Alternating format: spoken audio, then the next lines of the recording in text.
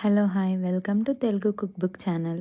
ఈ వీడియోలో సేమియా ఉప్మాని ఎగ్ వేసుకొని ఎలా చేయాలో చూపిస్తాను. ఫస్ట్గా కడాయిలో ఆయిల్ యాడ్ చేసుకొని అందులో సేమియాని వేసి వేయించుకోండి. సేమియా అనేది వన్స్ ఇలా రంగు మారిన తర్వాత పక్కకు తీసి పెట్టుకోండి.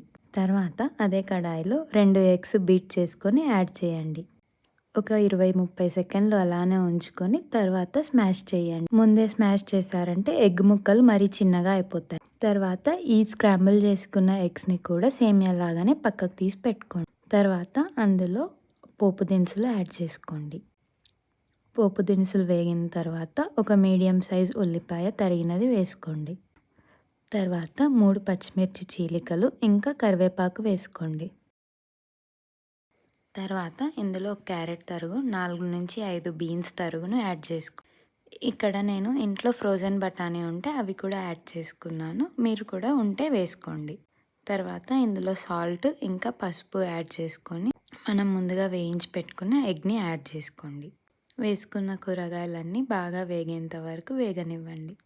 తర్వాత ఇందులో కప్పు సేమియాకి 1.5 కప్పు హాట్ వాటర్ పోసుకోండి. వాటర్ అనేది ఖచ్చితంగా హాట్ వాటరే పోసుకోవాలి, నార్మల్ వాటర్ వేసుకోవద్దు. తర్వాత ఇందులోకి మనం వేయించి పెట్టుకున్న సేమియాని కూడా యాడ్ చేసుకోండి.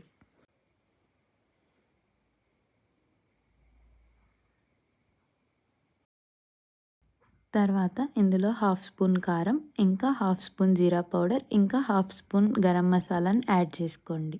అన్నీ యాడ్ చేసుకొని బాగా కలుపుకున్న తర్వాత దింపుకునే ముందర కొత్తిమీరని యాడ్ చేయండి.